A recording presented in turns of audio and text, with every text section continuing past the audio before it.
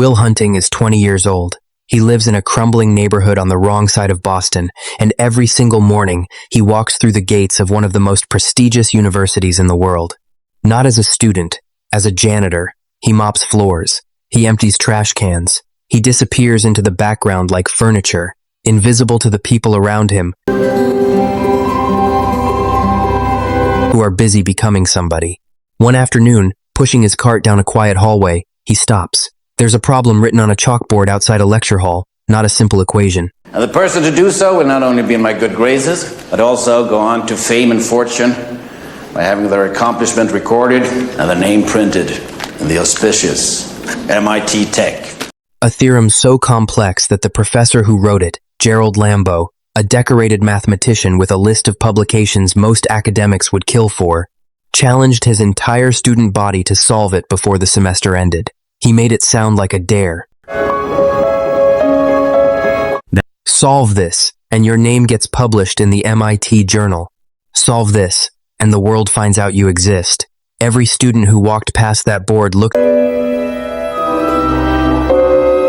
at it the way people look at a mountain they have no intention of climbing. Will looked at it differently. Something clicked inside him, quiet and immediate, the way a key turns in a lock. He walked away, but he couldn't stop thinking about it. That night, sitting at a bar with his friends, his mind was somewhere else entirely. He excused himself mid-conversation, went home to his small, beaten-up house, and stood in front of the bathroom mirror with a marker. Who did this? Jack? Wasn't me. Not a chalkboard, just a mirror. When an answer was wrong, he wiped it away and started over. And somewhere deep in the night, surrounded by silence and bad lighting, he solved it. On Saturday morning, between mopping sessions, he walked up to the chalkboard in that empty hallway and wrote the solution. No name, no signature. Whoa! He walked away. When Lambeau arrived on Monday and saw the answer, he stood in front of that board for a long time. He had given his graduate students 2 years to crack a variation of that problem. Well, by no stretch of my imagination do I believe you've all come here to hear me lecture, or rather to ascertain the identity of the mystery math magician. Whoever had written this had done it over a weekend. He went immediately to find out who it was. He asked around. Well, I'm sorry to disappoint my spectators, but nobody admitted to anything. So he erased the solution and put a harder one in its place. A problem he and his colleagues had been working on for over 2 years. On the board right now. That took us more than 2 years to prove. A problem he genuinely wasn't sure anyone in his department could solve. Meanwhile, Will's life outside the university had its own rhythm, and it wasn't a gentle one. That same week, out with his friends, he crossed paths with a guy from the old neighborhood, someone who used to make his childhood miserable. Words were exchanged. What are you doing? Sorry. That's people's work. You can't graffiti here. Don't you walk away from... Then a fist. By the time the police arrived, Will was already in handcuffs. His friends tried to pull him away, but it was too late. He had a hearing scheduled for the following week. Oh my God. The morning after his arrest, Lambeau was in front of a full lecture hall, scanning faces, looking for whoever had done it. Nobody said anything. He was visibly frustrated. Why did you get fired, Will? Come on. Management was restructuring. So he turned back to the board and pointed at the second problem, the one he'd placed there as bait. 2 years, he told them. That's how long this one has taken us. Yeah, what can I do for you? I just need the name of the student who works here. Someone out there already solved the first one. Maybe they can solve this too. Will was released from the police station that same day. Asshole. He told his friend about the hearing, said it like it was nothing, just another thing to deal with. That evening, he went back to work. Walking past the chalkboard, he saw the new problem. He picked up the chalk without really making a decision and started writing. By the Constitution of the United States, this is the same Don't tell me document about the which guarantees my Constitution of the liberty. United States. Now, liberty, in case you've forgotten, is the soul's right to breathe. He was halfway through when a door swung open down the hall. Lambeau came out of his office and saw a young man at the board. He shouted. Will ran. Lambeau walked up to the board. Motion to dismiss is denied. $50,000 bail. Thank you. Looked at what had been written and felt the air leave his lungs. That night, Will sat with his friends and told them he'd been fired. Too many incidents, he said, waving it off with a grin. What the fuck do you want? I'm Gerald Lambeau. The next morning, Lambo went to the janitorial office and got the information he needed. What he found out stopped him cold.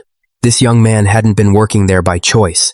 It was court-ordered community service. And I'm responsible to submit reports on this. The hearing arrived. Will walked into that courtroom and defended himself with a level of legal knowledge that made the judge look up from his papers more than once.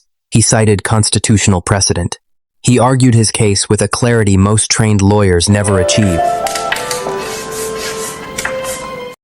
It didn't matter. The length of his record was too much to overlook. The judge ordered him held. Bail was set at $50,000. A few days later, a visitor came to see him. Gerald Lambo. Hey, you know something? I can't do this pro bono work anymore. It's not worth it. Standing on the other side of a thick piece of glass, told Will there was a way out. Where is it touching you? It's touching me down there. Hey, afternoon delight. The judge had agreed to release him under two conditions. First, Will would meet with Lambo weekly to study advanced mathematics. Maureen, stop the oral fixation for a moment and join us.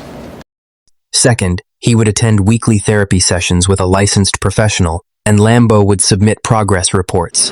Before Nancy died. Yeah, I'm sorry. I was in Paris. It was that damn conference, and I got your card. It was nice.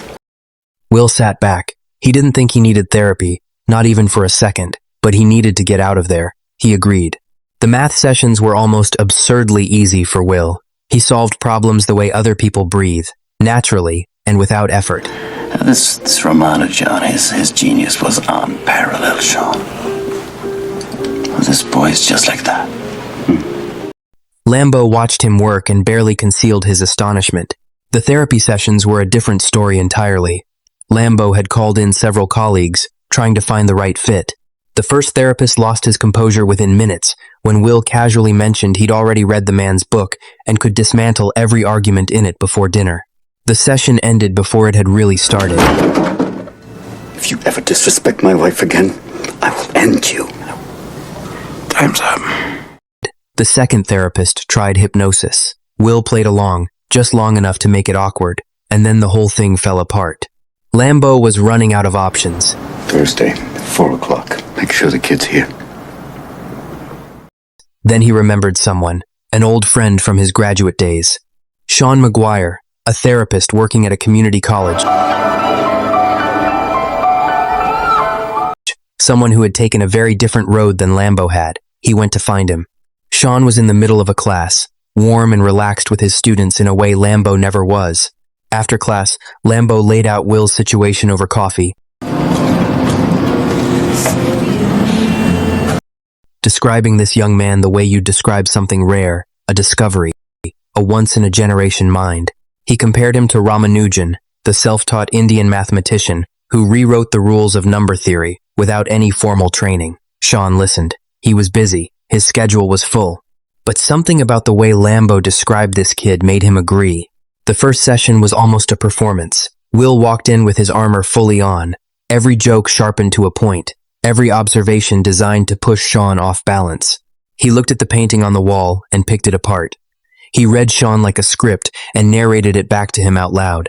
Sean sat there and let him talk. He didn't flinch, didn't take the bait, didn't play the game. Personally, I don't give a shit about all that, because you know what? I can't learn anything from you. I can't read in some fucking book. Until Will mentioned his wife. And then Sean stood up very slowly, walked close, and told Will in a voice that left no room for interpretation that if he ever disrespected her memory again, the session was over permanently. It wasn't a threat. It was a boundary made of grief. After Will left, Lambo found Sean in the hallway and asked if he was all right.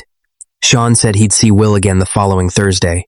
What he didn't say was that he'd spent the rest of that evening sitting alone. This girl's like fucking perfect right now. I don't want to ruin that. Thinking about his wife, about everything Will had said, about the strange accuracy of a stranger's cruelty. Life outside therapy was moving in its own direction.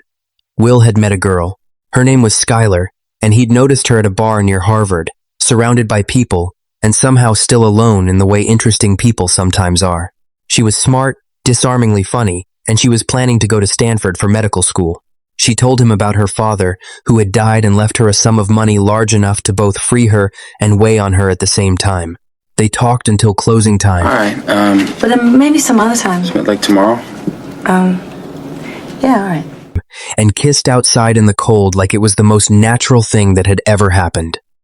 The second therapy session happened on a park bench. Sean had decided the office wasn't the right setting. Will arrived ready to run the same routine. How many? I have 12 big brothers. You do not. I swear to God, I swear to God. I'm lucky 13, right? But Sean cut through it immediately. He told Will he'd been thinking about everything that had been said, and that he had something he needed Will to hear. He told him that for all his reading, all his knowledge, all the facts he could recite about art and war and love and loss, he had never actually experienced any of it. He'd never left Boston, never stood inside the Sistine Chapel and felt small in the right way, never held a rifle on foreign ground and understood in his body what fear actually costs, never told someone he loved them while knowing they might leave. None of that was an insult. It was an observation. And Sean told him, quietly and without cruelty, that until Will was ready to let someone actually know him, there was nothing he could do for him that a library couldn't. The next session, Will said nothing. He sat across from Sean and didn't speak for the entire hour. Sean matched his silence without discomfort, without pressure. He had seen this before. He knew what it meant. The session after that, Will broke first. He started with a joke, something crude and deliberately inappropriate, and Sean laughed like a man who hadn't expected to. From there, they found a rhythm. They talked about relationships, about women, and Will mentioned Skylar with a casualness that didn't fool anyone. Sean asked if he was going to call her again. Will admitted something unexpected. He said he didn't want to ruin what she was to him right now. This perfect, untouched version of someone he thought might actually be worth knowing. Sean looked at him and said, that wasn't about her. That was about Will protecting the version of himself she hadn't seen yet. Real closeness, he said, doesn't come from finding someone flawless. It comes from knowing all the ways someone is broken and staying anyway.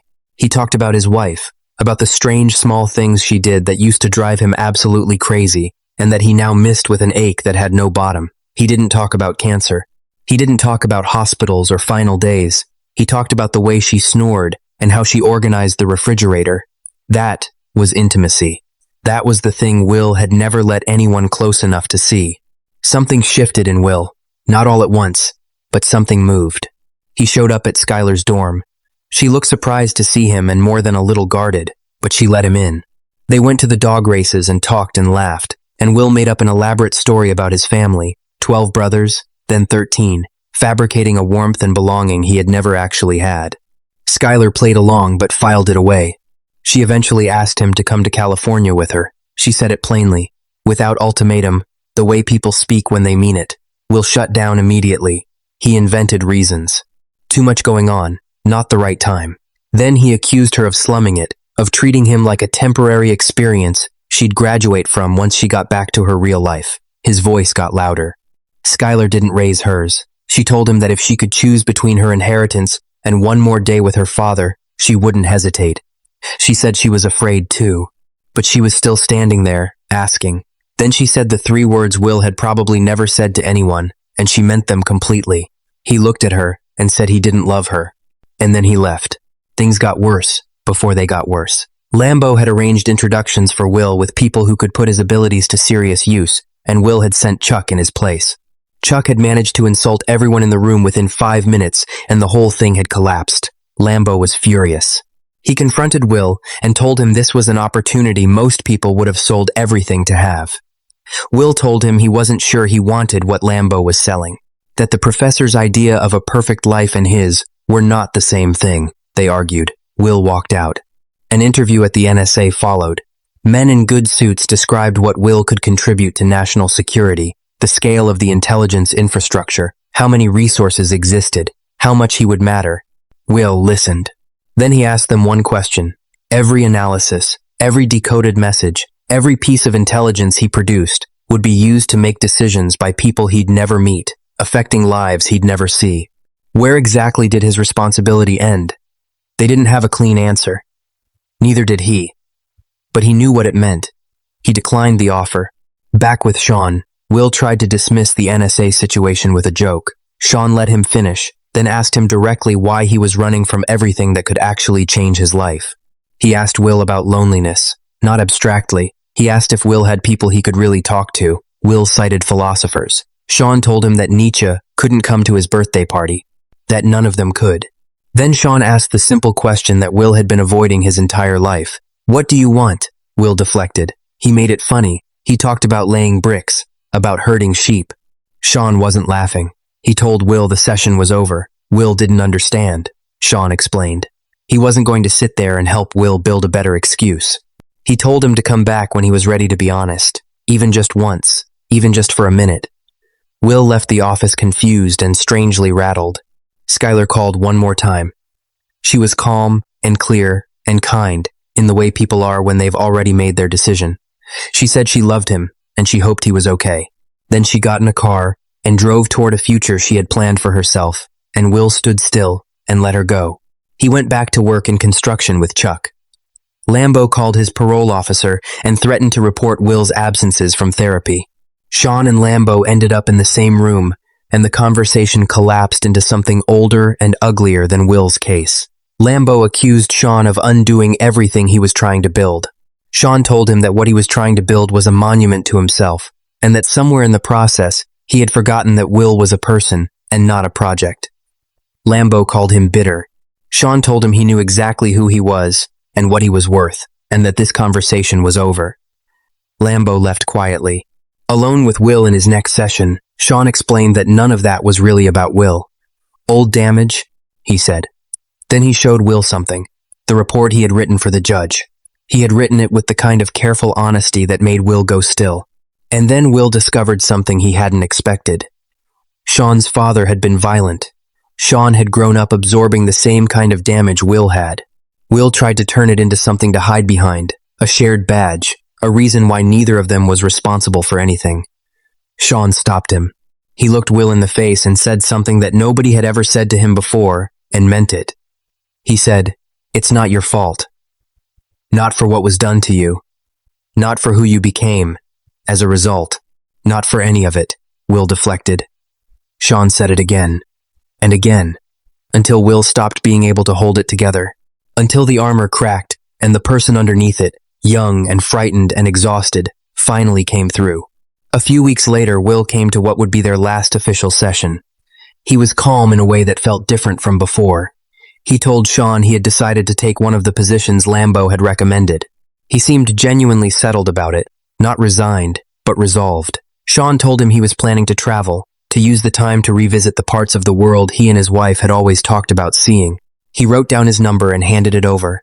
That evening, Will's friends threw him a birthday party in the street.